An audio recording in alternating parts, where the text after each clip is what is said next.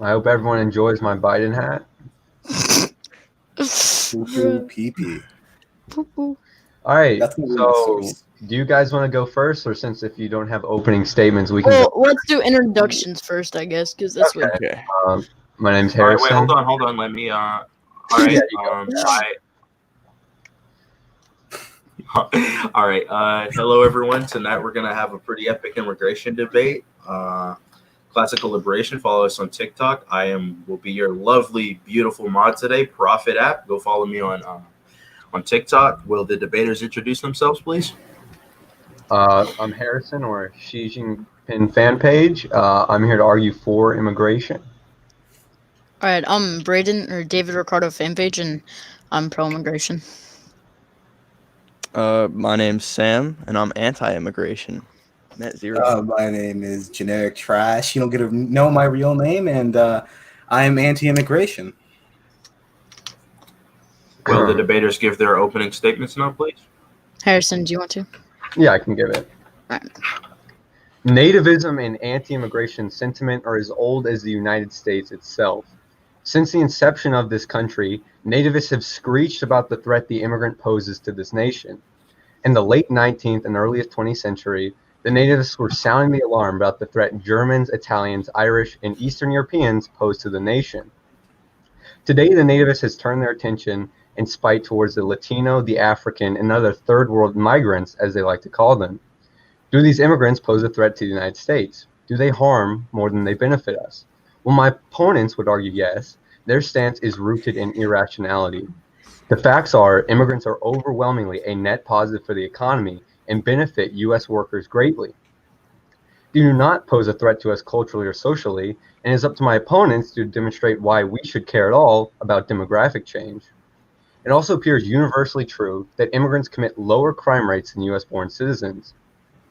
And lastly, I'll finish off on that the idea of net zero immigration helping Americans is completely baseless. It would kneecap the U.S. in many ways and provide almost no benefits. All right. Does the opposition have an opening statement? We don't have anything written down. I'm sure I could come up with something. I mean, Yeah, you want to Yeah, an so we ad-lib? can I guess as a understand. whole I guess as a whole, basically, we claim that net zero immigration, or at the very minimum, very restricted immigration, as like a very compromised position, would be the better option. But net zero is our goal. We think that that's the best option for the immigration system currently in the United States. We believe that mass immigration as a whole, unlike our counterparts here, is not beneficial to the U.S. worker. We do believe that it poses some level of a threat to at least culture and society and social order as a whole. And in general, I think we would both be in favor of homogeneity and also some level of, we want to back our workers and not allow them to be, impacted in negative ways by immigrants.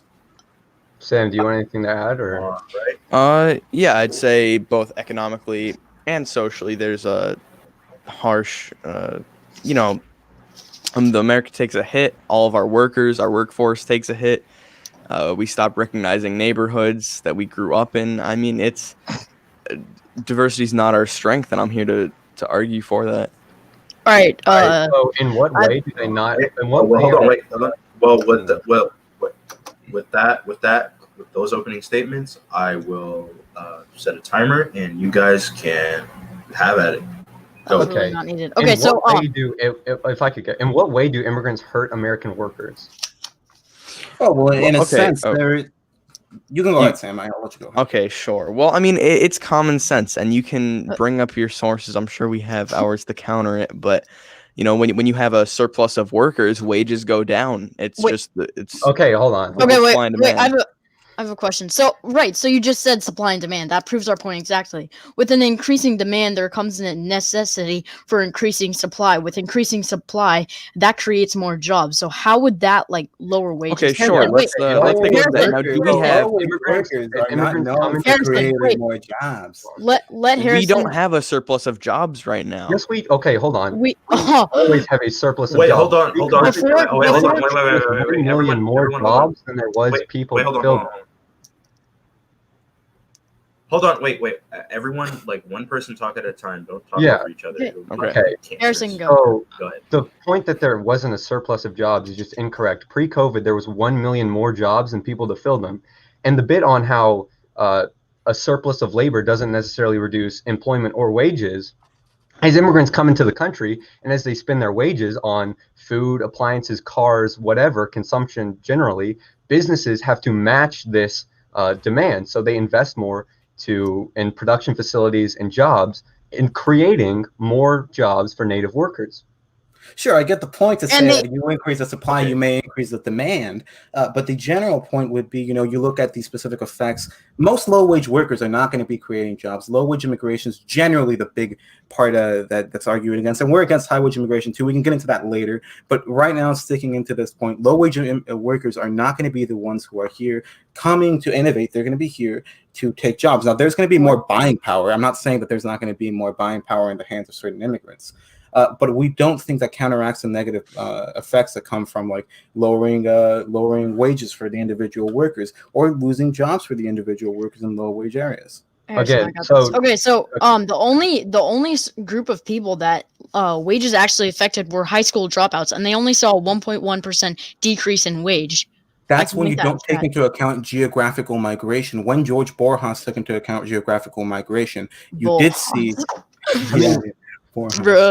Borjas in 2014, his study showed that high school dropouts received a 1.7% reduction in wages. So still, it's very minor. Again, that is when you do not take into account geographical migration. That was Borjas. I know what you're saying. Yes, I've seen the Borjas study when you don't take into account geographical migration, but when the methodology is shown to take into account geographical migration, all but those at the very top don't increase. Their wages do not increase. And more importantly, like he's done research on like the Mariel boat lifting, which is often used in your guys' favor to say like, oh, look at these Cuban immigrants who didn't. The immigrants were dropouts themselves, and that's why it. And yeah, of course, because the immigrants are dropouts themselves, they inevitably hurt the ones who they are part of the class. Right? Why would dropouts take dropouts aren't going to compete for doctorate jobs? The people who receive the most wage reductions from immigration are high school dropouts because they're competing with the immigrants. Yeah, but because they both have a lower level about the upper echelons of educational attainment that do see wage increases thanks to immigration. And that's because they both have a lack of college. Well, no, what is usually seen as wage neutrality until you get to a point of the wage stay neutral, at least when you don't take into account the geographical migration that Borjas does in most of the time that he does studies. And in that sense, that's slightly different. But the point is, and you also mentioned economic growth. I mean, economic growth doesn't mean anything to that point, and even further. Even so, what is it? 98% of the amount that immigrants contribute to the economy returns back to them. That's essentially like a neutral point. Right. That's what I was going to bring up. You mentioned how they buy consumer goods. That goes back to them. That doesn't help native-borns. It does help native-borns because then the businesses have to increase the jobs. They have to increase employment. In the Great Lakes area between 2010 and who fills those new jobs? Okay, I'll get to this. In 2010 to 2015, immigrants added 250,000 jobs to the Great Lake areas. 92% of those jobs were filled by U.S.-born workers. Yeah. So more importantly, when we're sticking on the wage argument, because I forgot to bring this up and I really did want to, like we see the increase both in rent and the increase both in housing and the cost of buying homes whenever immigrants enter into the United States. I think it's somewhere between I can get the source. Yeah, I think I know what you're talking about. With a 1% increase in immigration, 1% increase in rent. Rent, yeah. No, in rent, 2% increase in what do you call it? What's it called? Buying homes. But in that sense, you have to understand that it's pretty minor when you only see a 1% increase in immigration. We're not seeing just a 1% increase in immigration in the United States. That's not what's happening. So I guess the research shows that when immigrants the housing they typically buy revitalizes less desirable neighborhoods in costly metropolitan areas, which opens up new alternatives for middle and working class Americans to buy homes. That's not exactly what the research shows. What it shows is that the rent increases for the native people. Yes, rather. I mean, even Cato recognizes that. Neighborhoods. Even Cato recognizes that the rent goes up. Yeah, even your guys' own source. Like I said, this is a very minor increase, and it It's not a minor increase still, with just one revitalization. Right. When you look at it as 1% increase, Yeah. it's not. But that's not what's happening. We're not having just a 1% It's not increase. 1% increase. I never said there was only a 1% increase. That's gentrification when white people do it, But no, it's not just a 1% increase in the United States or something. It's much more than I don't know the exact percentage of increase per year, but it's not just we're talking about 1% increase, and especially we're not talking about like if we look at the United States whole, it might be not as high, but we look at some inner cities, which usually are the places that individuals are going to go to. These places are going to see more immigrants, a considerably higher amount, which inevitably means that rent's going to go up, the housing's going to go up, and even if we were to recognize that it doesn't affect the wages, which I mean we don't, at least I don't. I assume Sam agrees with me because when you take into account geographical migration and the people who migrate from those areas, it doesn't. But even if we were to give you that point, which I like for now, I just will for the sake of argument, the rent will go up, the cost of living will go up. So at a certain point, why does it even matter if it doesn't affect the wages? Because the cost of living is going up from them, and even if to the point that it's negative for the wages. And even with the wages point being made, that wages have stayed the same. Wages naturally are so like in a productive society, they're supposed to go up with inflation. We haven't seen that, so the buying power has gone down. You cannot blame the wage stagnation on immigration. I mean, we could. We could. Why not? There's the decrease in unionization. There's the slashing of the top marginal tax rates. There's the deregulation of our markets. Well, the top marginal tax rate. I mean, you look at the argument. Top marginal tax rate in 1950 was 90%, but I mean, what was really paid at that point, like 40%. I understand how marginal tax rates work. Sure. Yeah. I mean, I assumed you did. I've seen you take up. You're a smart guy. You can attribute the slashing of top marginal tax rates to the wage. The point is, do immigrants even unionize? They don't generally, right? And when unions arise, who do they give the jobs to? When people go on strikes, who do they give the jobs to? Yeah, immigrants actually add more energy to unionize. They add more energy to unionize? What is the... Yeah, I mean, if you can show a correlation, but there's no causation because really the reason why union rates have declined so much is not because of immigrants, it's because of anti-union legislation. Well, sure, there does exist anti-union legislation. That might be the reason why it's gone down. But what I'm saying here is, do immigrants unionize? Because you're saying that do they? What is the data on that? I'd have to pull it up, but again, if you have any that says like that they don't unionize. No, I mean I wasn't prepared for a unionized debate at this point, a unionization debate specifically. And I've heard the example of Amazon and the heat maps, but that doesn't really show anything. Well, yeah, the Jeff Bezos memo that leaked that said a lot of the anti-union stuff that was going on in that area, and then usually these jobs, these low-wage jobs, are competed often by immigrants. But the Amazon heat maps showed that more diverse areas actually had higher worker compensation. So these obviously, when there's higher worker compensation in these more diverse areas, there's less of a need to unionize. Sure, there may be in that sense, but I mean, what we're talking about is like diverse areas versus low wage workers, and I would assume, I don't know. The diverse areas had higher worker compensation. That's what the higher worker compensation, but we're talking about low wage workers, and weren't these areas high cost of living too? Yes. So that's the point. We're not really right. Immigrants usually aren't like high wage workers, high cost of living. No, but once again, they had higher compensation, so there was less of a need to unionize. I mean, exactly. But what we're talking as far as compensation, are you speaking wages or like working conditions? Because I've never seen the heat map. Wait, hold on. What was that? I've never seen the heat map, so someone you want to catch me up? It's like Amazon had these heat maps of, I think they used like over 24 factors to determine which stores were more or less likely to unionize. One of the factors was diversity, and the more diverse stores were less likely to unionize. And that's because they had higher worker compensation. Had higher compensation. But these areas were also of high wage. That's probably the reason why they were less likely. But what we're saying here is the immigrants are usually not going to be high wage. They're going to be low wage. Wait. I think yeah, they're gonna okay, but relative to like and low wage areas or more diverse workplaces had higher compensation. Yes, more diverse workplaces had higher compensation, therefore less energy for unionization. So wasn't your original point here that you want more energy towards unionization? Yeah, okay, but we could have if we got rid of the anti-union legislation, we wouldn't have to worry about, Well, sure. I mean, I don't actually don't want to enforce anti-union legislation. I can agree with you there, but I mean, the immigrants themselves. What I'm saying here is, are the immigrants themselves in general, what do you call it, unionizing?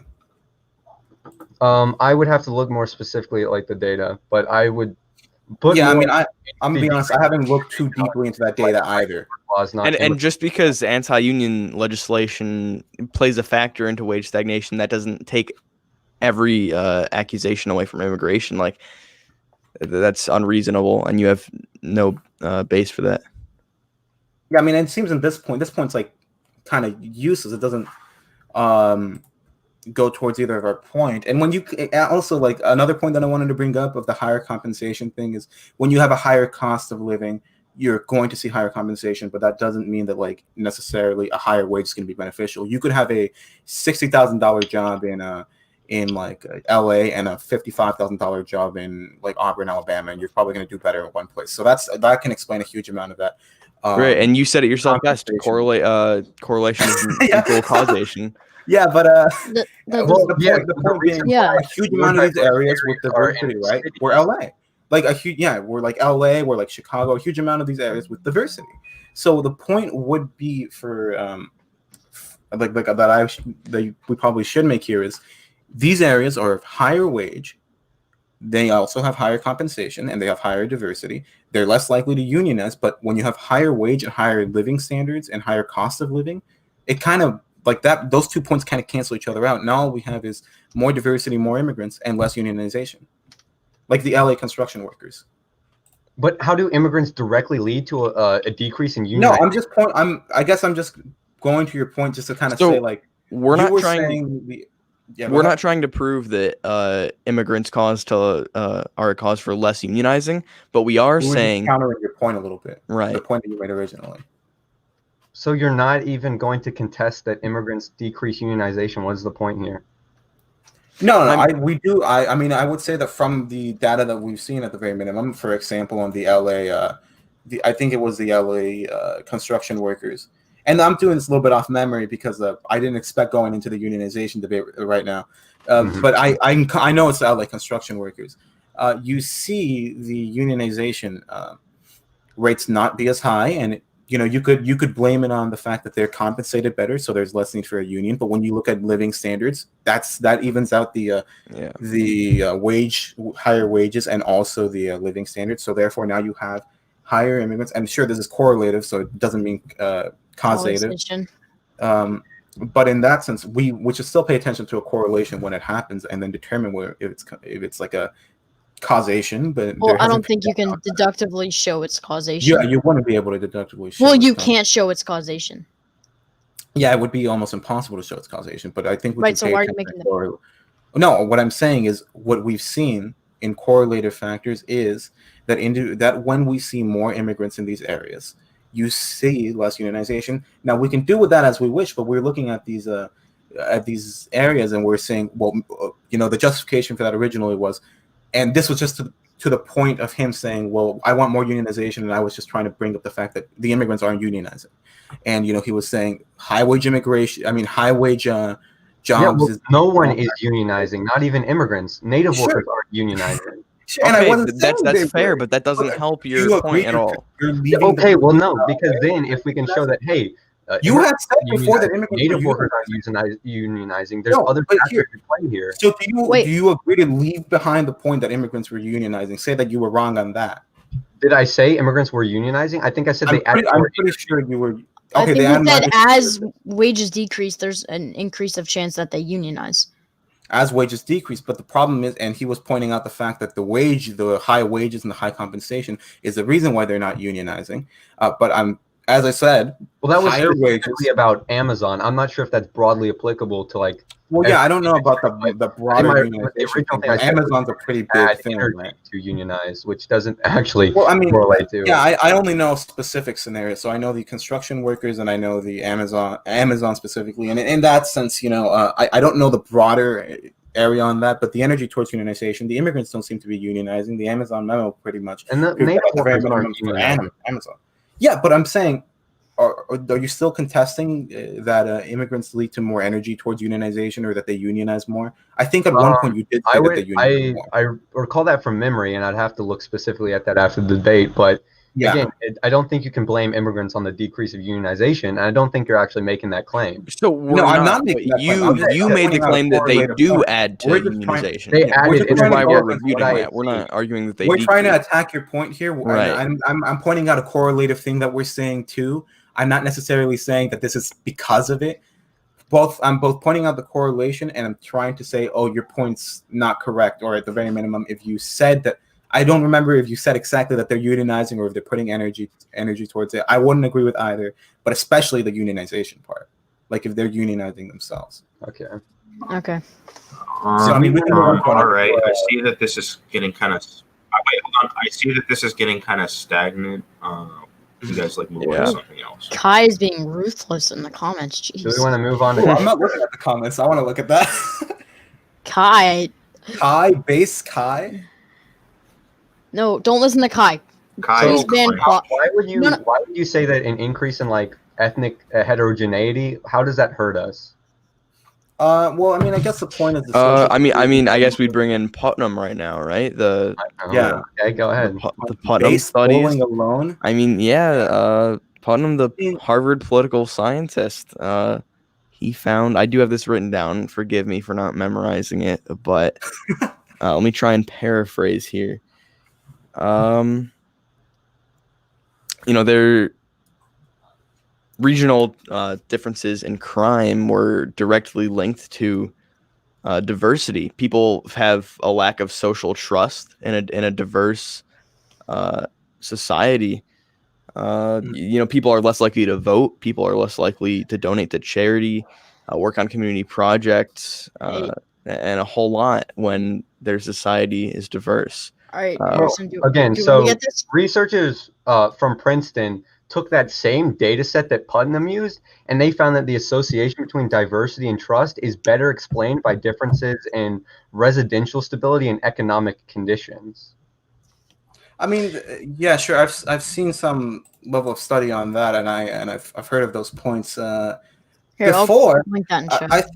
I think the points here would be more along the line, we see specifically in a lot of studies, even studies that like I've often seen cited in your favor. Like there's one like the 90 meta-analysis thing. Even that point agrees that that Americans are anti, or at least the most hostile of the Western nations towards diversity, and don't approve of it. And you can even see more people replicating similar things here. Like Lawrence and Bentley did one in 2015. In which they replicated his findings in England.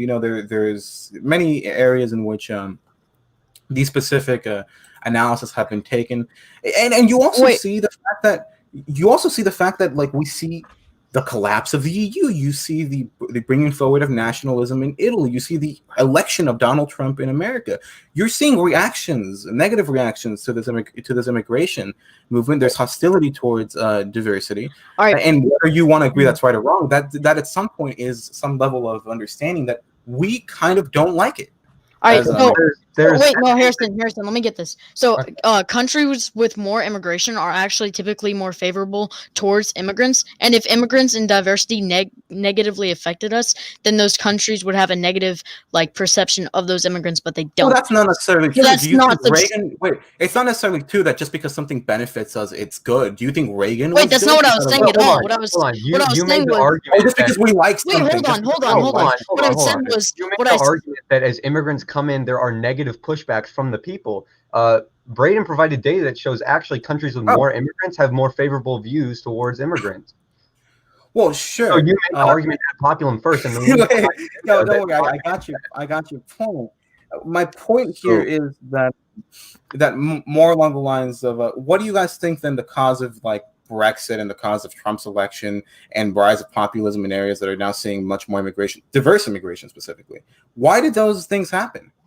Was it because of some economic reason that people voted for Brexit, or was it because they didn't want immigrants? Was it because of tariffs that people voted for Trump, or because they wanted to lower? I don't know about Brexit, the people rode a populist wave after Obama's very established want to talk about Brexit for a I second. mean, I understand that. I understand that, and like, of course, it was some level of reaction to Hillary Clinton and things like that.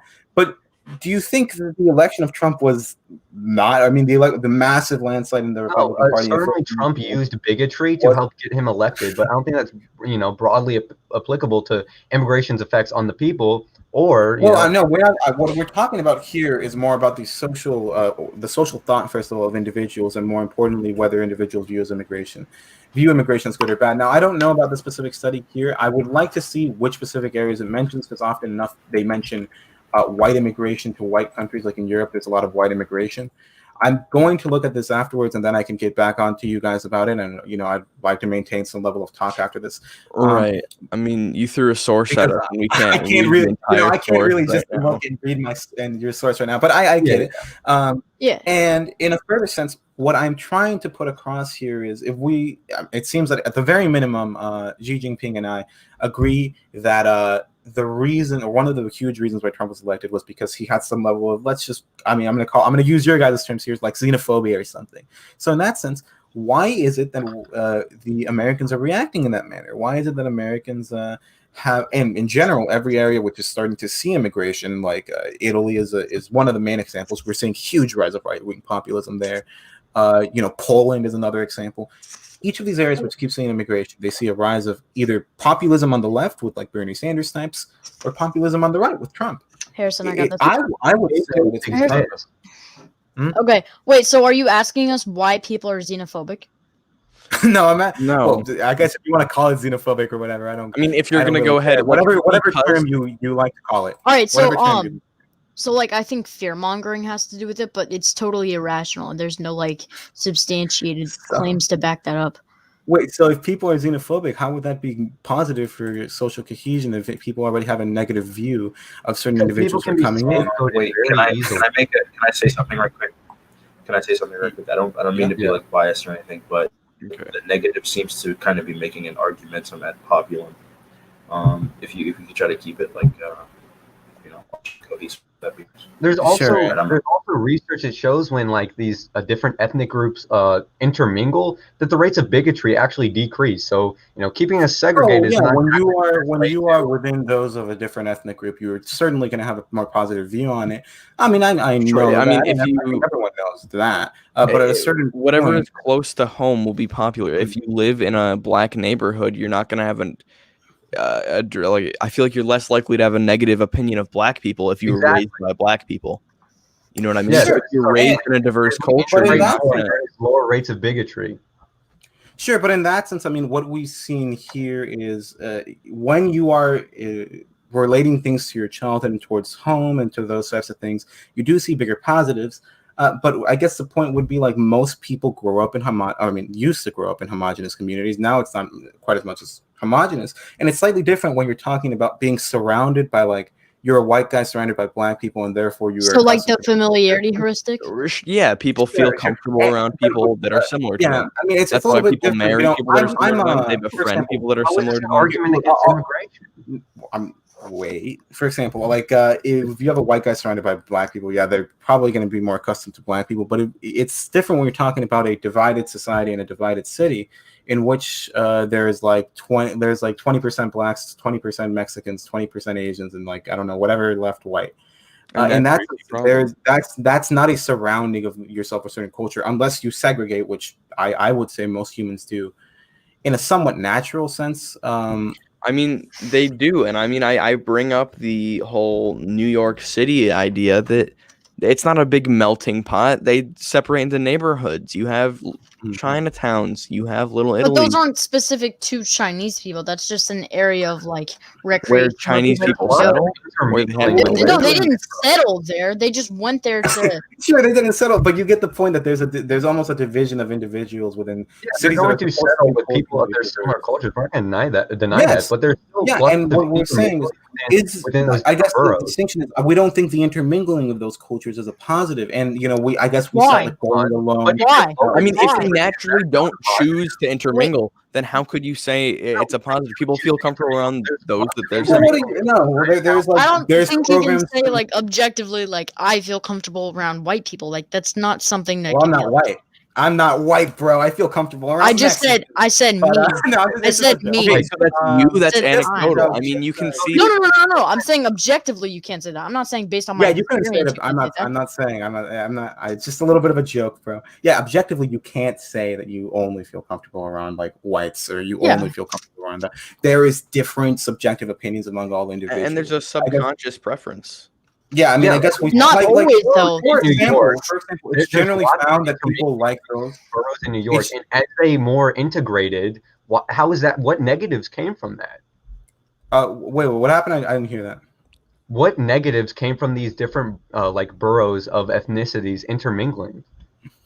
What negatives came from? Well, in a sense, most of New York isn't like, I think you were addressing New York, is an intermingle. Now we see like division of individuals among their own areas and surrounding their own cultures. Now people can like be around each other in like a more social setting, but like the point would be more along the lines that people like those who are like them in similar in both personalities and different ways, you know, in the sense of like race, for example, and those of the same race tend to be more similar, and those who are in, you know, like for example, when you have a lot of people who are not similar, who are different, you don't see like wonderful results of your Yeah, you do. In Dutch neighborhoods, yes, you do. Yes, you do. In Dutch neighborhoods, even in personal, I was talking more around the personal settings of individuals, because when you live in the society, you have a more personal dealings with other individuals. Well, our initial point was that people self-segregate. So how are you going to go and say everybody loves diversity when? No. We're not saying everybody loves it. We're saying there's no negative consequences to it.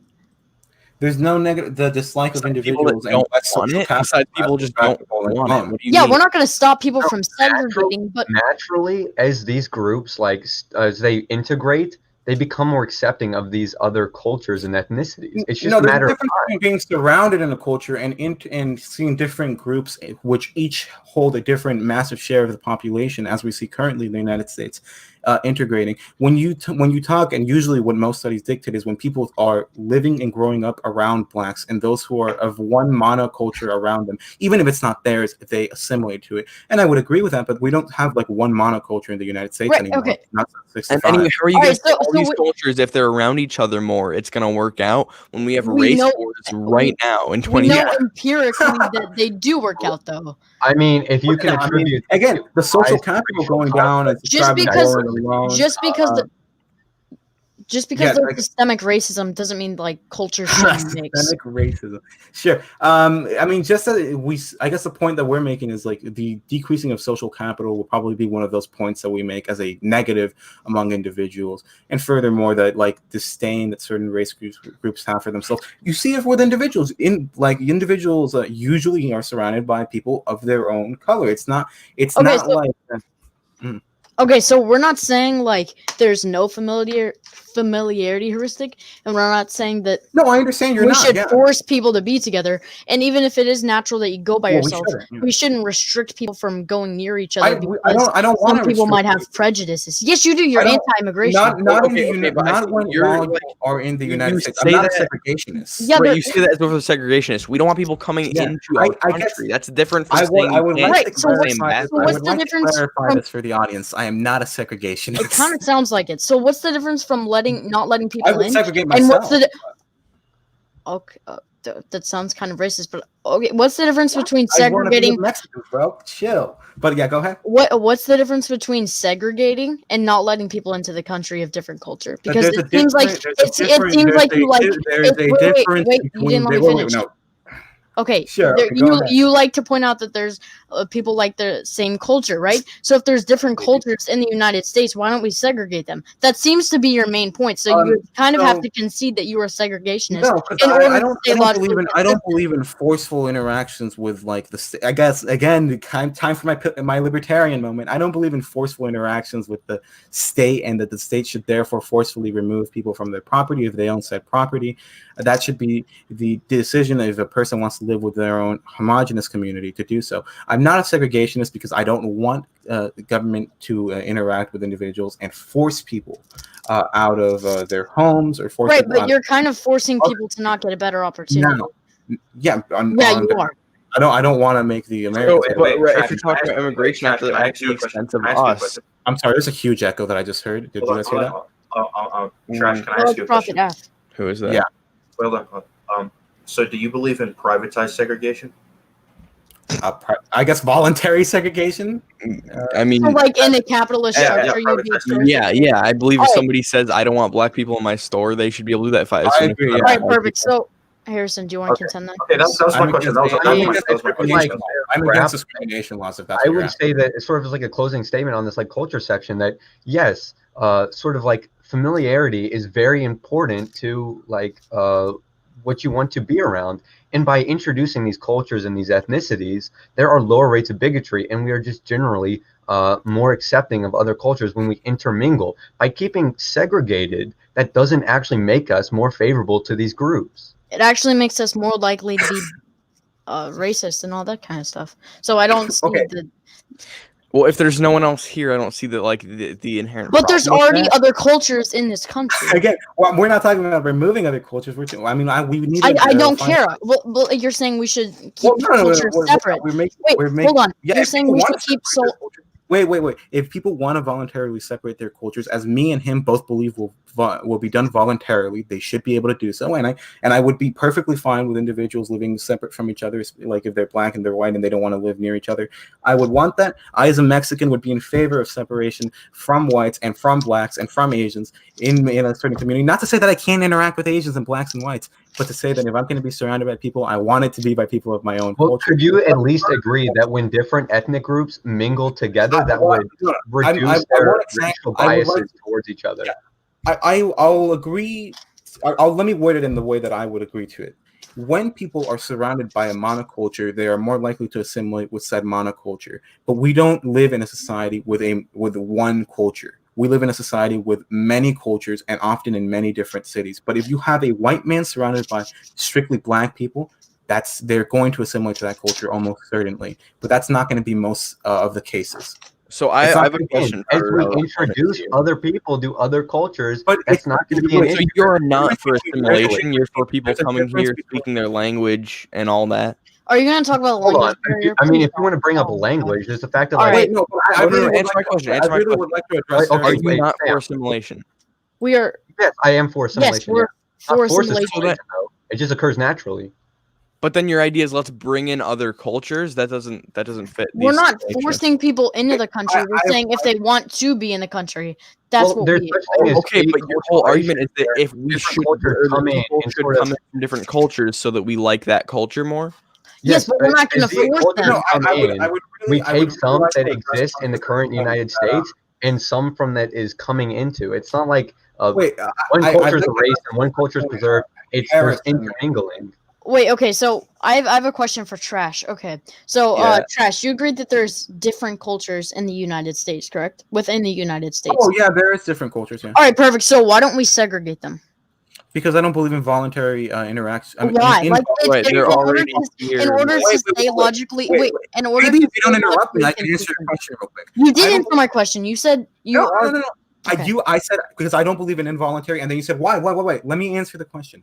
Because I don't believe in involuntary interactions with the state. Because in order to get those involuntary interactions to begin, you have to aggress people at the point of taxation to their. And I'm not saying I'm against all taxation, at least not for now. But you have to start the aggression, and therefore, furthermore, you have to put forward a government overreach over the people's property, which is a violation of both my ethics and I think anyone's ethics who isn't a socialist. And you might disagree with me. We're both socialists, but okay. Most of the socialists here would not agree that segregation is good. So I guess we are on a divided point. If you're a socialist, again, our whole point comes from the fact that as these groups mingle, they're going to have more favorable views of each other. That's our entire argument. And we're not going to force. Wait, and you're going to strawman us. And you're going to strawman us. No, we I'm don't not want to gonna force you. You've been I literally doing it the entire time. It's just sort of natural as time goes on for these groups to mingle and then develop more favorable views of each other. And we're not going to force people, even though it's a good thing. Okay, but that's not what happens. They don't mingle. Yes, they do. Yes, they do. No, there's not the same interactions between individuals. In New York, there's many different boroughs. There's Chinatown, Little Italy. These groups mingle within each other.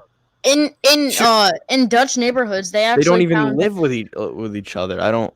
That but they still interact. There are existing interactions between people of not the same race and not the same culture. There And are these existing interactions reduce the racial biases I they have always- towards I would each argue other. those interactions cause crime. Like, They Well, don't. and I literally have a How do study they that shows cause that crime? diversity decreases the fear of crime of other cultures. Here, I'll Well, I send mean, it in the chat. what are some of the more diverse states? Okay. Is Alabama the least racist state? Is Mississippi the least racist state? But more importantly, like what I'm trying to get across here is just because when I agree with you completely when you say that one person grew up surrounded by one culture, they are going to be assimilated to that culture. What we keep disagreeing on is the difference between being surrounded by a culture and having multiculturalism around you, because when you have multiculturalism, you don't have the monoculture around you that you would and have your whole on multicultural We don't see the problem is, with is ridiculous. If you're Don't have your argument, racial your biases empirical towards argument any, it doesn't because make sense. you're more favorable towards all of the cultures that you're interacting with. But I thought you were an No. assimilationist. I thought you wanted them to conform to our culture. No, but We more don't want important, to I would force I them. would be on your side that I say America doesn't really have a culture, but as more cultures come in, it sort of blends and creates an amalgamation, which what we keep trying to say here is, first of all, the empirical thing that you keep saying, where people genuinely are more abiding of certain cultures when they're surrounded by it. I agree with you. I'm going to keep repeating this until we make sure that we understand what we're saying here. We are saying that multiculturalism is different from assimilationism, and people can assimilate to the minority cultures too if they're surrounded by said minority cultures. But when you're surrounded by multiple cultures, say you're surrounded by whites and you're surrounded by Asians. Now, Asians not a good example. They're pretty blacks or something. Let's go the most polar opposites, and usually in the cultural divide. You're not going to be the same. You're not going to have that same view of like, oh, I love these two cultures equally. You're going to go with a specific culture most of the time because people tend to assimilate. And most of the empirical data that I've seen in your favor agrees with both of us in the sense that we both think when you're surrounded by a monoculture, you are going to be assimilated to it. I agree completely. But there with is you. no monoculture. From us, no. What the point of it? The point of most of these studies are usually to say if you're like a white guy surrounded by purely or a considerably large amount of blacks, you're going to interact very well with them. But it's a different thing than you being surrounded by, let's say, 80% blacks, 20% whites, and you being surrounded 20% blacks, 20% Chinese, 20% Mexican, 20 or whatever is left whites, which is. That's a different story. And you said, and I said something along the lines of, we don't agree with multiculturalism. I don't want voluntary segregation. I mean, involuntary segregation. I want voluntary segregation. So I guess it's a Right, little so bit. if you're pro involuntary, wait, so you're pro voluntary segregation, but not involuntary segregation. Yeah, if it was up to me and if it was up to individuals like myself, I So would. you don't want the government segregating cultures? Is that what I'm hearing right now? No, I don't want the government aside from the border, because the border is a different thing, because border involves moving people into the country. Right, and I would argue that's different. You literally just that told us that concrete. you don't want the government to segregate cultures. Yeah, There's a difference between having a nation and therefore protecting the borders of said nation and forcefully removing people from the property they already owned. Right, I'm not even talking about involuntary. If you're like a foreigner who bought property in the United States and can legally buy it, I would say that you would have to be a citizen to legally buy the property in the United States, because then you would be taking property away from citizens, and property is scarce. So in that sense, if you're a foreigner who somehow bought property in the United States, well, while I wouldn't advocate for it to be allowed legally, you can live on your property, because I don't advocate taking away people's property. So I'm still confused. How is that logically consistent? You said you're anti the government segregating cultures, yet you're anti-immigration. Within the United Are you just going to repeat that and ignore his answer? I mean, like, you didn't answer. I mean, literally, I you didn't answer. A clear answer in the sense that I don't want individuals to come in here that are, first of all, going to be a negative to the people. Using the same bathroom is different from coming into our country. Yeah, there's a difference between removing people off their property, or removing people off the property that people allow them to come voluntarily on, under the distinction that they are U.S. citizens, so therefore they can be on the total property of a nation state if we agree that a nation state should exist. There's a difference between that and, I don't know, allowing some individual who, or just saying, any individual who is not from the nation state can come onto here and therefore do whatever they want on any, and buy property when property is scarce, and that should be for our people. If you believe it, by your logic, if we believe in any border restriction, we're segregationists because we're not allowing we're not allowing certain specific I people mean, to come you in. want It'd be to like, I segregate. only want to segregate those specific black people, but I mean, by your logic, What? if you believe in any border restriction, if in any border No, restriction, I was saying, do you think that we should segregate cultures? Your answer was yes. no, well, I don't even care if you're of the same culture of the United States. My answer is you should segregate cultures voluntarily between in the United States. People should be allowed to move to whatever areas they want to. And then you attack me by saying that I want government to do it in the sense that I want to remove cultures that are not of the monoculture or I guess the previous monoculture pre-1965 in the United States. And then my distinction was, first of all, I don't believe there's any legal validity for it there. And furthermore, I'll add this point onto there. I don't care if you're of general culture that I would consider American, usually Christian, usually, I don't know. Whoa. Like that. I mean, that's what I would consider I don't- Do you think there are any immigrants coming to the country right now that are like incompatible with what we typically consider as American culture? Because you said like Christian, and a lot of like South American countries are. Okay, Western but that's not the culture. only thing that we want. We don't. Western. Oh, you're Christian? I mean, like that's what your Wait, so only criteria for our culture was. So No, I was giving I was giving more, and then you guys started sharpening the Christian stuff. I mean, I think in general it has something to do with the way of life of individuals, in the sense that usually Americans have probably some level of aversion, even if they don't really act on it. They have some level of aversion to authority. They have some level of regular voting patterns. They usually prefer like gun rights and stuff like that. They're usually Christian. They're usually white. I wouldn't say that's a qualification anymore. I think blacks are Americans too. What a hot take! And more importantly, okay. Go ahead. More importantly, I think the Christian stuff is part of the at least cultural founding in the United States, and therefore should be carried on among individuals. Not to say that I want to like remove atheists or something, but more along the lines, if you're culturally in line with the U.S., you would be a Christian. But I don't care if you fit within that description. I still want to not allow you into the country. Therefore, I'm not a segregationist. I don't want anyone to come in, bro. Which group specifically is incompatible with these ideals? Incompatible? I mean, there may be like a couple individuals who exist within the world who so there's no ethnic group coming into the country right now that is incompatible with what we perceive as like American culture. Some people who don't fit within it, but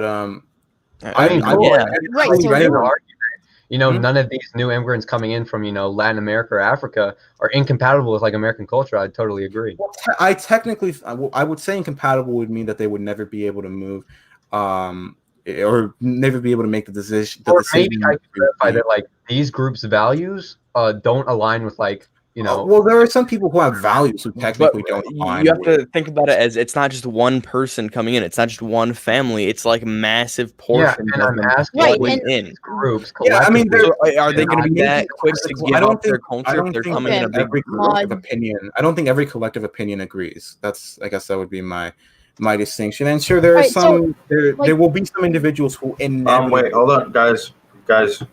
Remember it. Don't talk over each other. Right? Like, there will be when someone has a contention, let them go continue. Yeah. I'm sorry. Yeah, it's fine. There will be some groups who inevitably will not fit in too well with the culture of the United States, but I don't think anyone should be allowed into the United States for a while. We believe in the moratorium, I guess, or at least net zero or something like that. Whoa, watch the kid in chat. Hey, what are they saying? Mute Cold Tea. Wait, what are they saying? Mute Cold Tea, bro. Yeah, Cold Tea. Imagine being an incel. Bruh. Yeah. All right, I've a contention. But what's happening? All right, I have a contention. So you said like if Americans fit like certain amount of criteria, they are an American culture. Or well, like you said, the criteria for American culture. No, what I said along the lines is that America has a culture, and there are some people who fit more within it, and some people who do not fit more within it, and there are some people who are like probably exist a couple people who are diametrically opposed to it. I don't think a specific group of people can be grouped perfectly to say this specific group doesn't agree, this specific group doesn't, unless I describe all the people with opposing views. Maybe if I told you every opposing view, anyone who fits in that category. So, you don't want people in the country that oppose American culture, correct? That, and I also think that furthermore, All right, perfect. So are you like all right? wait, that and furthermore, I don't want people in the country. So far more people because we've had, I think me and Sam agree with this too. We've had far too much immigration since the 65 Hart-Celler Act, and more importantly, I don't think it's been a positive. All right, so would you like be pro deporting atheists to like? No, I don't believe in what they want. immigration. This Well, would I be mean, like, no, you as I just said, said you I don't want people in the country that don't I don't agree believe with our culture. Okay, there's a difference between taking action to deport them and just not adding to the problem. Right, you're taking action to not let them in, so I don't really see the difference fundamentally. See, you Yo, see, wait, like- guys. Yeah. Yo, I'm watching this immigration debate. These anti-immigration fuckers are so stupid, bro. I swear to You God. aren't on mute, bruh. They're making- Yeah. pee poo poo. How about now? you. Okay, where were we? So what were you guys saying? All right, so I don't see the fundamental difference in not letting people in and deporting people because you both said that The you difference don't is want that people some in people the are both. wait. Well, I'm Okay. for deporting illegals, but people Yeah, are but grandfathered in. But with you the law. wanted to not The let people difference in is that that oppose our people still culture. have both. As I said before, there are certain bases of why I don't want to why I would not allow certain people in here, because there's legal validity for certain people, and there's property ownership for other people, and there's legal validity for those who are within here, even if they don't fit within the culture. There's legal validity for them to be here, and there's some of them who own property too, and I don't agree with disrespecting property rights. I would argue that no group of immigrant coming into this nation has ever fit in line with like what we consider American culture. Like they've always but sort we've of never been had on the quite as outside, much sort of immigration always as we've been had now, right? opposed to like, or not opposed, but like different than like what we traditionally consider Well, American culture. European, It early turned out European immigrants are very like much closer than a Mhm. South American. No, I don't there's think you can there's quantify huge that. differences between European nations. Are you going to try to argue that Italians, No, we're Germans, not saying that the Irish Italians share and a, Germans are like a exactly the common same as ancestry, a us. common language to like English or like French? No, I wouldn't say that, but I mean it's. You brought up. I saw your debate with Kai, and you brought up the whole Mormon versus Bostonian thing. Like they are closer. They're significantly closer. And Well, Italian. like you can't quantify that, but yeah, sure, go ahead.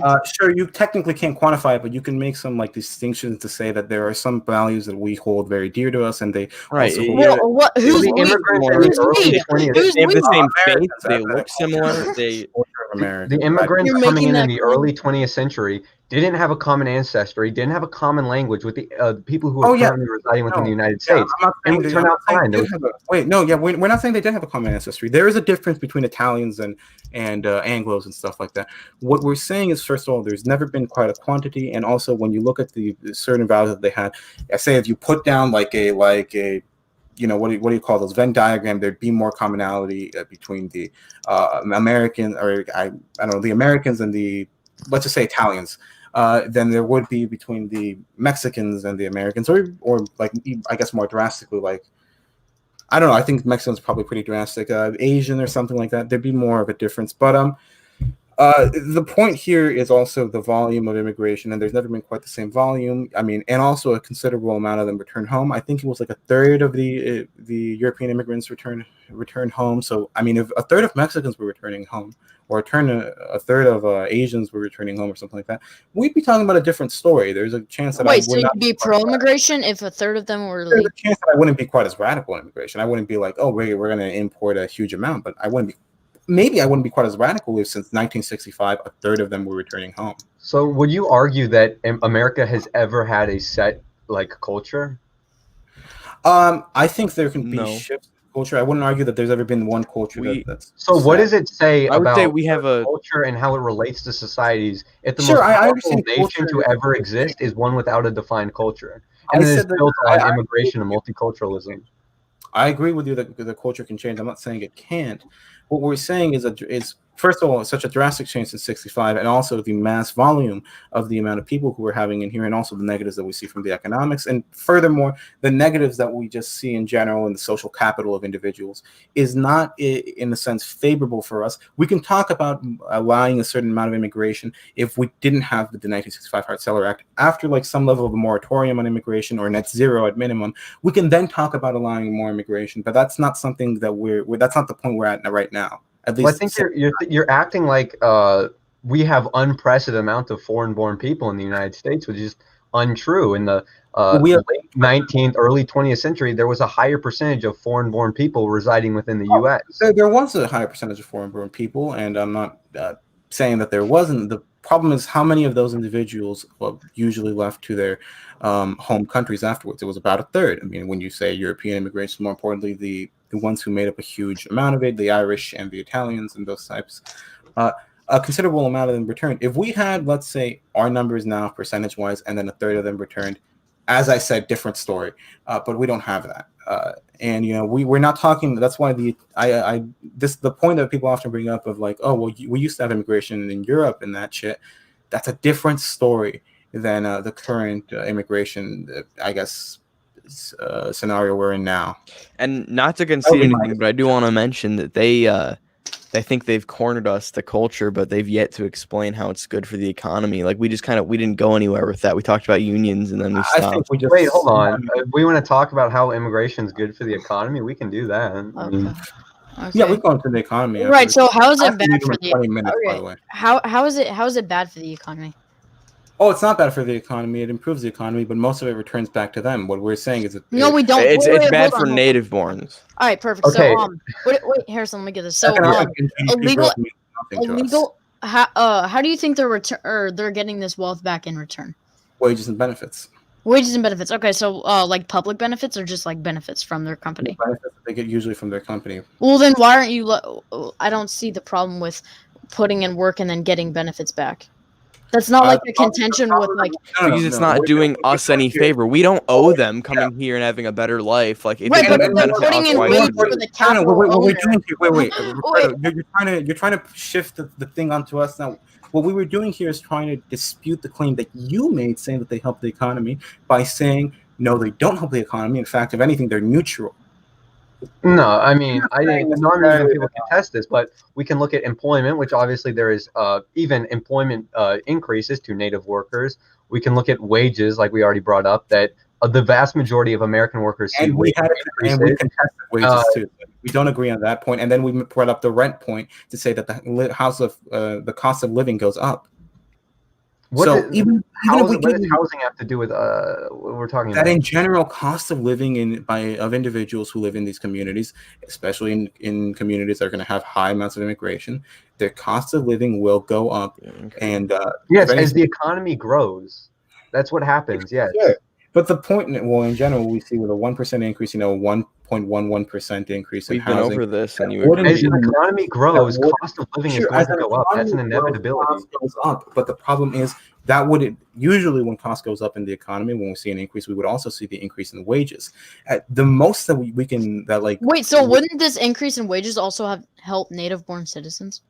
No, we don't see the increase in wages. That's a problem. Okay. No. I said I was making a distinction. In a normal economy, you would see increase in cost of living and increase in wages. The best point, I mean, usually there are some like outlier data that says that it's like 1% increase with a 2% increase in immigration or something like that. But usually what I see is it's saying 1% increase causes no distinction. It keeps it neutral at the same rate that it's going. And even if we were to give you that point, which we contest because, I mean, Warhouse has written extensively about this, specifically when looking at geographical migration, 1% increase, I believe it was like 2% decrease in wages, something like that. With 1% increase isn't all that we're seeing, so that's why we have to look at that relative to percentage. But more importantly, even if we give you your point, the cost of living is going up, and if the cost of living is going up, but the wages are not because of the stagnant, all right, and so the wages are stagnant, then that doesn't seem like a point that. So immigrants are twice as likely to start a business too, and this will create jobs for native-born citizens as well. So. How many jobs do immigrants create, and how many immigrants are in the labor force right now? This If I is remember correctly, This it's is 8.5 million. Yeah, I'm sure they're taking more than they're And providing. how many jobs are they creating? wait. Are you saying that we should force immigrants to provide jobs? No, we're Yeah, saying we shouldn't have immigrants. Well, immigrants do Even create under jobs the for native under the workers. economic, I don't have any specific numbers on the total, but there are, like I brought up Wait, are earlier, these- in the Great Lake areas from 2010 to 2015, immigrants added 250,000 jobs, most of which were employed native-born Americans. Yeah, no, we're not. I guess I'm making a distinction. I'm saying if we look at the increase they provided in jobs, but then the decrease, I mean, the amount of jobs they've taken because of their entry into the United States, because of the fact that But they literally, the jobs they're creating get filled by native U.S.-born wait, Americans. are these EB-5 visas? Wait, what's that? If they're EB-5 visas, those are solely given to create a job. I don't think these are visas. I think this is just immigration in general, but I can look at it. Wait, yeah, Yeah, immigrationforum.org is what I sent. sure, but Immigrants and their businesses is a higher rate than U.S. born. if they take into account EB-5 visas, then it's different. And I'm pretty sure they're going to be taken into account EB-5 visas. EB5. Nope, there's no EB5s in this study. We'll see. Well, if they're just taking into account all immigration, then they're And still. we could talk about visas. I think those are also Yeah. overwhelmingly Yeah, we beneficial. can go into visas, but what I'm saying here is like EB-5 visas, which I'm sure they're taking into account because anyone who's going to They're take not. it, I just control searched it. It's wait. not in there. you can control search it, but if they're looking at all immigration, that means they're probably looking at both EB-5 visas and immigration, and just like not mention EB-5 visas because there's no need to mention it if you're talking about all immigration. Yeah, they're talking about all immigration. So in that sense, a huge amount of that's EB-5 visas, which are not usually like low-wage migrants from like Mexico. They're often offered like people from like Israel or something, or Germany or somewhere like that, who will come in strictly for the creation of jobs. That's what the EB-5 visas are for. Which is, I guess, that's a different story. And in that sense, there are certain visa programs that only allow people to come in if they're going to create jobs, and then. But I guess the point that we're making is, first of all, do they create enough jobs to replace the jobs that they take? And more All right, importantly, so in 2016, the total number of jobs created by immigrants was 6.7 million. The revenue in millions was 1 million, and then it was revenue for the individuals who own the companies or for the GDP. I don't think this matters. I don't know that the revenue matters. I think we're talking about employees. So 6.7 million jobs were created by immigrants in 2016. So 6.7 million jobs were created by immigrants. And then how many illegal immigrants are there in the labor? I don't know exactly how many illegal immigrants there are in the labor force. I don't think that's really relevant because we know. I know how many illegal immigrants. It's 8.5 million, but I don't know legal immigrants combined with it. So I guess the point would be, sure, maybe if we have an EB-5 visa program, which is going to only allow people to come into the United States to create jobs, that's different. And in that sense, if you really want to let people only come into the United States to create jobs, I mean, maybe that could be like some compromise position that we would take if we were like really. Well, I mean, that kind of, unless you concede culture, I mean, that kind of still. No, we wouldn't concede culture, but Well, I mean, like if they're just here on work or whatever, they're still gonna have a negative effect on culture. So that would have the culture problem. As a pure, it wouldn't be a culture problem, but as a pure compromise position, like if I was like really, which we are not taking. Which we're not taking, but I'm saying your position that you're giving right now seems to be more of a compromise position in our favor. No, you asked how many jobs they created. No, I'm not taking that position. No, I asked, and the point that you brought up originally was just the position to say that these immigrants create jobs, and if that's the measure we're putting it at, well, which are the immigrants creating jobs? It's usually not some Mexican immigrants. Usually the ones on EP5 visas who are huge, like in a huge sense from Israel. And if your contention is, oh, well, they're creating jobs, then, I guess if that's really the only contention you have there. And by the way, no, we already give you others. Again, and we've refuted those. I think this one's the only one where I don't have the data off the top of my head. I don't know exactly how many legal immigrants are in the workforce. I would assume it's a considerable amount, and we have to come up with a legal immigrant amount. All right, so they also have they lower the price of food, clothing, furniture, and appliances, and have a significant effect on inflation. I'll send that in chat. Yeah. But I guess the points that I would make towards that are the decrease in wages, which we don't agree on, but which is the point that I would make. Plus, the housing thing is enough for me to say, in a sense, even if you have some level of decrease in the area of food, which you will have because especially they're the ones making or picking a lot of these things. and furthermore for clothing, which is often done either by immigrants or if not through free trade. What? Yeah, these areas. I'm giving you the point that they definitely do these things, and they definitely bring the prices down. What I'm saying, I guess, as a final note, is I don't think that's enough for me to say like, oh, it's wonderful now that we're having like lower wages and then we're having higher cost of housing. We're having like certain jobs being like taken from the individuals in the United States. Even if we're having job creation, we're seeing job taking from legal immigrants and immigrants. And I don't think the trade-off's good enough. And also then we have like the cultural problem, which we contest as an actual problem. So in that sense, I don't know if we agree to that. But I guess are there further points? We can go into the visa more specifically into visas if you guys would like. Yeah, Um, I had some like Why don't we talk about particularly healthcare? H1. Oh yeah, we can talk about that. But particularly H1B visas, they create like hundreds of thousands of jobs for U.S. workers. And okay, Cool. so they did a study in 2019 that showed like without immigrant doctors on H1B1 visas, we would not have like a sufficient doctor like workforce.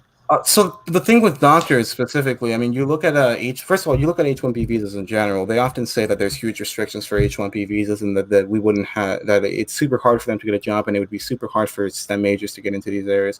We do actually have enough STEM. We do have enough STEM majors. 17% of STEM majors go into business because it's not viable for them to go into STEM because they're not paying high enough rates. Why are they not paying high enough rates? Because of the H-1B visas. You may be saying, how is that possible? There's so many restrictions. Well, there's a huge loophole, a massive loophole in the sense that if your worker is making over $60,000, I mean, if you're paying over $60,000 for your worker, you can not abide by the normal rules, which would be you have to find. First of all, you have to wait a certain amount of time, but you also have to find somebody to replace your worker who's going to be willing to pay the same rate. So say, by the way, the average tech job and these average jobs in STEM are more than $60,000. Say you have like a non-H-1B worker who's going to make $100,000. Then you can replace them with somebody who's going to make $61,000 or something like that, and it'd be legal under that sense because you don't actually have to have complete. I guess what would be the word for it? You don't have to have their wages be exactly the same. It wouldn't matter to these people, Right. or You can go around. They can go. They have a huge loophole. cut costs by hiring immigrants instead. Well, And we're creating may not- competition for our own citizens that just are fresh out of college. 45% of these like employers have talent shortages, and they have to prove that And they're why not do they have talent shortages? they're not going to be Because displacing a native worker when they hire an H-1B visa worker. they have to prove they're not going to be displacing a native worker. And why do we have huge shortages? Because the cost of, the specific payment for these STEM workers is so low that they prefer to go into business in many senses. They'll go into other areas. And why is that? Why are there, first of all, not enough STEM workers? Second of all, not enough people who want to go from their now STEM degree into There is not enough native workers to fill this talent there is shortage. enough native workers. Right, and there would be if we didn't have immigrants clogging our college admissions in the first place. And more importantly, there's not enough people going into, first of all, STEM. And well, there is enough people going to the STEM, but there's not enough people going from STEM to business, to the STEM jobs. And why is that? Because it's not economically viable for them to do so, because wages are lower when you look at the fact that these H-1B visas allow for people who are making, if let's say you're making 60,000, you can, let's say the average tech, for this specific tech job, the amount you pay for your workers 100,000. You can therefore pay them like 60,000 as long as it's over 60. I'm pretty sure it's as long as you're over 60,000. You can pay them that amount. That's a huge cost per individuals. There was one in Los Angeles, something Edison, that basically proved. And I'll pull this one up. Let me see. I'll describe it for you while I'm trying to search for it. This one essentially proved that the people, by putting IT Indian tech workers, they were able to take away $20,000 from their average cost per employee. H-1B visas are not this huge, wonderful positive because there is technically regulations, but as we all know, companies often don't abide by regulations. They find ways around it, and often enough, it's a huge negative because you look at the specific massive one. This is the massive one, the over 60,000, and also I think it's also if you have a what was it, Sam? What degree was it? Do you remember? Master's. It's if you have over a master's degree, it's the same thing. You don't matter. And also as far as the STEM shortage goes, the U.S. Bureau of Labor Statistics says there are shortages, but there's also surpluses in certain areas. It's not just a general shortage. Yeah, that's not Yeah, going to and contend that. but But yeah, in the areas where there are shortages, H-1B sure, visas sure, do but assist with filling those holes. let's get back to my point here because I think this is the main contention. Over 60,000, you have this huge loophole that you can get around, and this allows for the wages to go down, therefore not making it economically feasible for a STEM major to go into these areas. Sure, the STEM majors, it's we don't have enough STEM majors going into STEM work, and why is that? Because it's not an economic win for you to go into STEM work because of the H-1B visas lowering the price. I mean, lowering the wages for specific individuals. Okay, so what is this like? I would also argue that we have a shortage of people going to STEM fields because of how expensive these college degrees I are. understand that. College degrees are pretty expensive. Maybe we can fix things domestically, but this wouldn't make a case for immigration. If anything, it's just Well, providing until more. we have that, I would argue that yes, immigration is a solid response to that. No, well, immigration. Even if we don't have that, immigration is not a solid response because we have enough STEM majors. We don't have enough STEM workers. There's a 45% talent shortage. There's a 45% talent shortage in the workplace Because of the between immigrants, No, it's not feasible Okay, to go why into are STEM when you would immigrants be. causing H-1B versus because workers as specifically I causing explained, a decrease in talent no, requirements? as I explained very clearly, it's not the feasible position for you to go into a STEM job because when you go into, let's say you go into this random STEM job that you as a now college degree, you have a college degree from some place or something. You go into a STEM job, but you find it not good for you. It's not feasible because they're paying $61,000 for the applicants, and they can now hire somebody who is trying to apply for said job.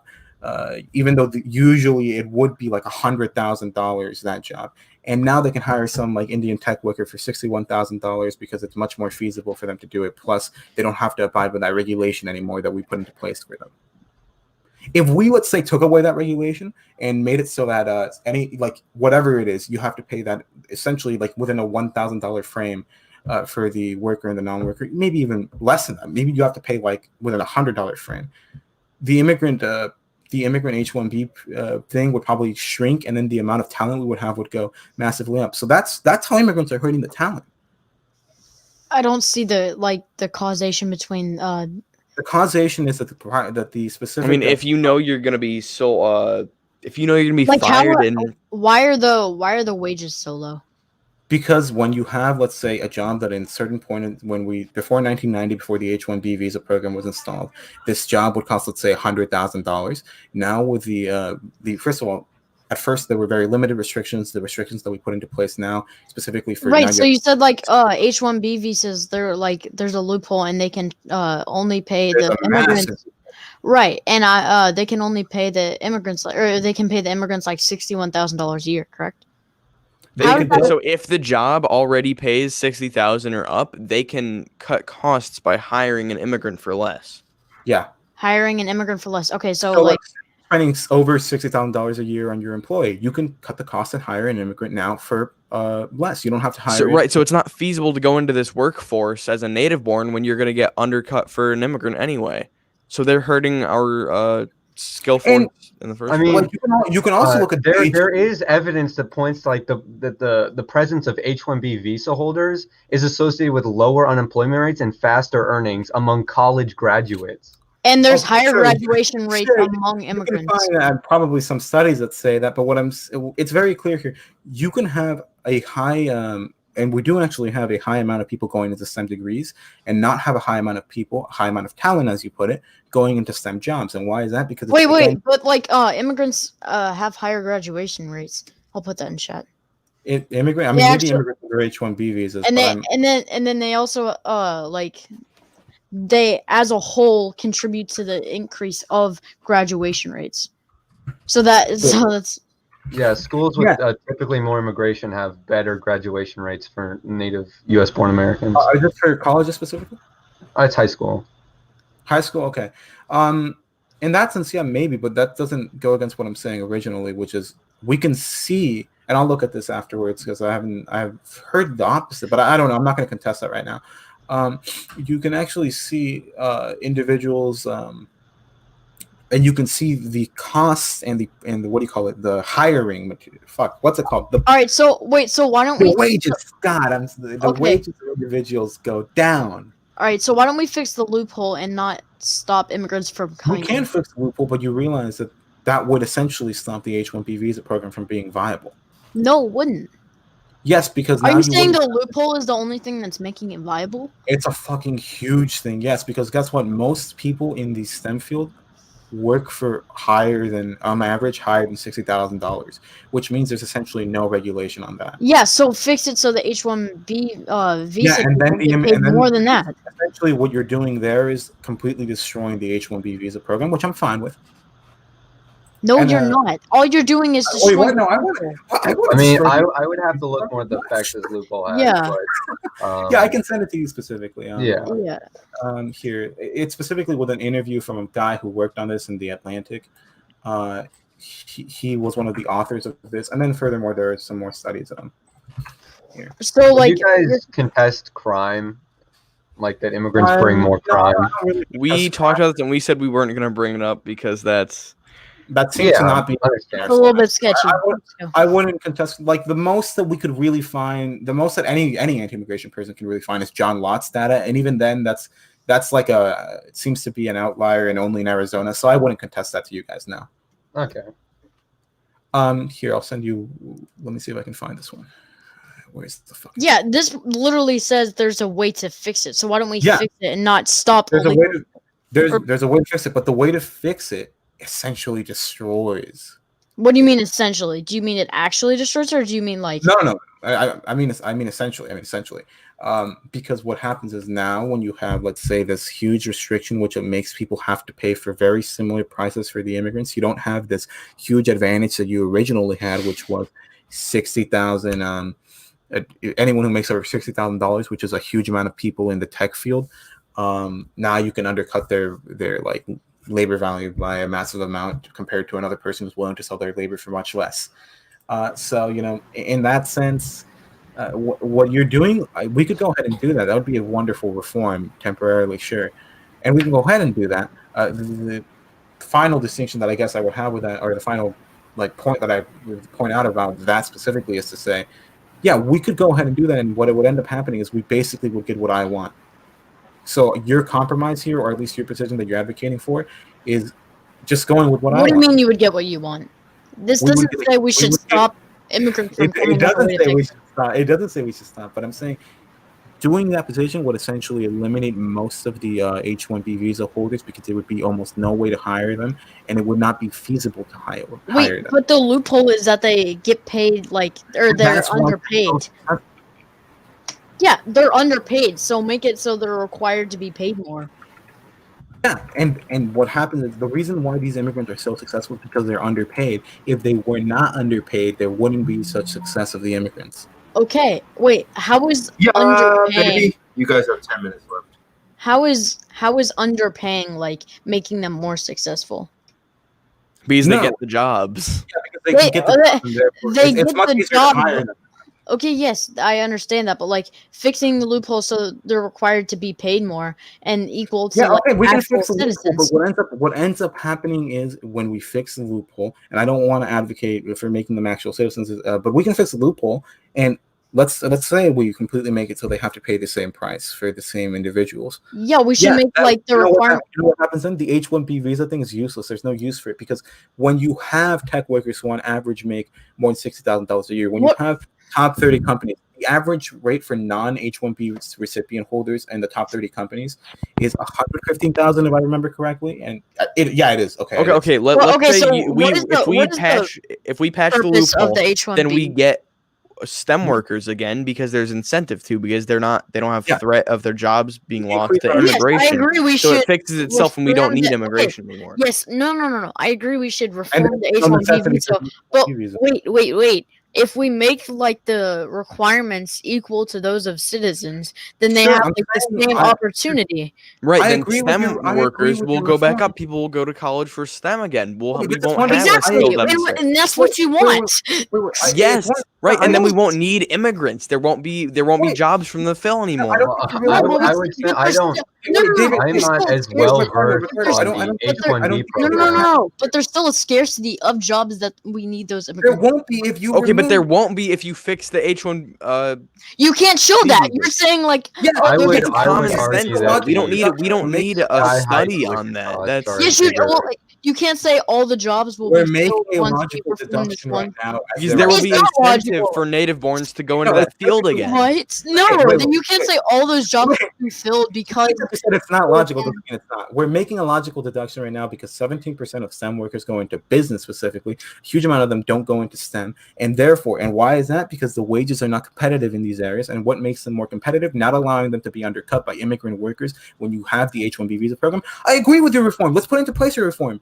And you know what happens then? The H-1B visa program is completely useless, and your reform is basically advocating, maybe not in the all right, I'm gonna, advocating for my ideas on the H-1B visa program, which is its complete abolition. What you want to do is essentially abolish it while still keeping it in place, just strictly in name. all right. That's such a strong strawman, like strawman of the year. Congratulations. I But I don't actually actually know said- that wait, much about can I this clarify? H-1B loophole, but I Can I don't think if we actually, like, eliminated clarify? or got rid of the yeah. H-1B Oh my God, program, that all of a sudden people are going to be going to STEM fields when the cost of tuition still doesn't make it a very incentivized thing to do because the wages are just never going to keep or be sufficient enough you're completely to right. warrant that cost. You're completely right. I completely agree with you in this one. Like, yeah, the cost of colleges is super high, and that's a huge reason why we don't have quite as many STEM workers as we would have. But we do actually have enough STEM majors. We just don't have enough STEM workers. We don't have enough talent in the STEM. Wait, do you have like a study that shows like we have enough STEM majors to fill all the STEM jobs? Here. Well, we have quite a bit of STEM workers, but here, let me find it. But you don't have STEM or like majors. You can't say like if we if we abolish the H-1B visa, then all of those jobs will be full. The purpose of the H-1B visa. Wait. The purpose of the H-1B visa was to actually like fill jobs that native citizens couldn't. It wasn't to find a loophole so that immigrants could get like a head start or whatever and get like an advantage. It was to fill the jobs that we as native citizens could not. The purpose of it was not to like. I don't think George Bush's neoliberal We will be able to if jobs aren't being undercut for immigrate or sorry, you excuse me, can't say immigrants. like all those jobs will be why full. was there a shortage I'm in the not first claiming place? all. I'm saying at least a significant amount. Then there's still a need for the H-1B visas. We can't say it with technical complete 100%. Yes, I agree. There will probably be more native citizens. It hasn't happened. But more importantly, what we can make as a like complete logical deduction from this is saying because a huge amount of these people are going into non-STEM field areas. Why? Because STEM field areas are being negatively affected by this. We're going to see inevitably more people going into these fields, and what you're advocating for, the reform to it, I would advocate for it too. I'd support you if I was like in Congress with you or something. I would be completely fine with being on board with that bill. I'd take it a step further, but what you're doing, I would think would effectively do what I want to do. That's what I would say. That's what I would assume would happen from it. And more importantly, to address your college point, I mean, I guess my idea for like colleges is I think, we probably shouldn't be giving the huge amount of subsidies. And this could be a whole nother debate that we could have, which we're not going to get into it, but I'm just going to give my policy position for it real quickly so people know what it is. I think a huge amount of the subsidies we're giving are allowing for the administration size to be massively bloated. And if you remove those subsidies and have complete, I guess, private interactions between colleges, you would actually see a huge decrease in cost without seeing the quality go far down. Sam Kipling and I probably disagree because he's more of a paleo kind of more of a paleo lib. That's why I don't want to get into it right now because first of all, it'd be like a 3-on-1. Yeah. That would be my policy position. If you want to know my policy position on the college thing. Yeah, I just want to make a rebuttal and then we can. Wait, would you guys? Hold on. Oh well, go ahead, Break. All right, like I think your whole like premise is founded on misunderstanding the point of the H-1B visas. Like the whole point of them was to fill the job scarcity that we have. And yes, like reforming it would increase the number of native citizens in the STEM worker program. That wouldn't like negate the actual need for the actual H-1B visa workers though. So why don't we encourage native borns to join this workforce? Why don't we Wait, raise we birth do. rates? Why do we have to import workers? We do, but we also keep the price of the colleges Well, higher. maybe because like they want an opportunity in America. Why can't they have that? Okay, that's Because just a that's- Hallmark wait, card hold argument. on, I hold don't on. care. Like, I don't care. I would say that there was a reason why the H-1B program was introduced, because we had a shortage of these higher skilled And jobs. before the H-1B visa thing was implemented, all Native citizens were encouraged to be in the STEM force, yet we still had a scarcity. So that shows you that we still have a No, it wasn't all of the native STEM citizens. workers. Second of all, by 1990, that increase in the college things because of the huge subsidies given to them was already happening, and in that sense, the H-1B visa program only made it worse, not better, because now when you have to go through this like massive college payments, and furthermore, you have to like, for example. Or you have to work in a job that's the prices are going down because there's huge loopholes that are super negative. And if you have what is it? Fuck, I keep forgetting the degree. What is it, Sam? Do you remember? Masters. A master's degree. Yeah, you would then have to like I don't know, work in the. I mean, if you have a master's degree, you can also abide by. You can go on the loophole. These problems that I put here are not making it better. It's making it worse. This idea that we have scarcity of people, the H-1B visa program, all it did was make it worse, not better. Why is the reason George Bush implemented it? Because George H.W. Bush was a neoliberal who worked for corporations in general, as proved by like the fact that most of the politicians are said neoliberal or neocons who work for corporations. All right. Do you want to take like? Okay. Well, hold on. Can I? Closing statements? Yeah, sure. Yeah, that's what I was about to say. There are only Here's 5 someone call minutes you. left. I think This you guy guys didn't should, know he I was think I'll muted. cut it off here. You guys can I mean, come if with we're closing gonna do closing statements and we'll statement, end the stream.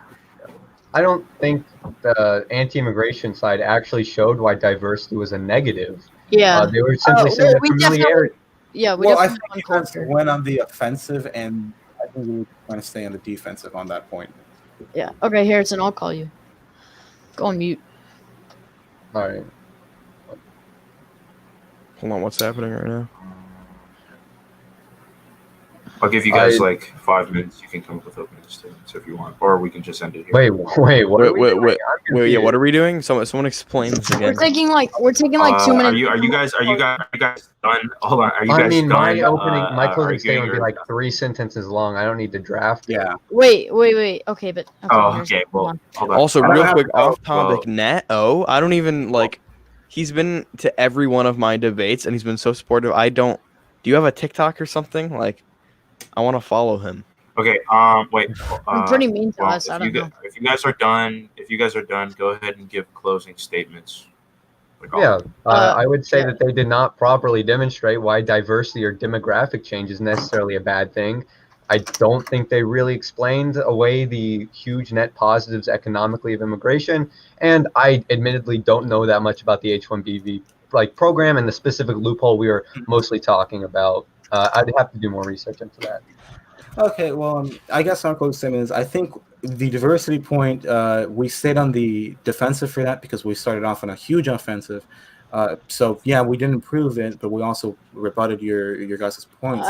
And more importantly, I think on the economics and everything like that, it was. I'm glad at least this debate with good faith and everything.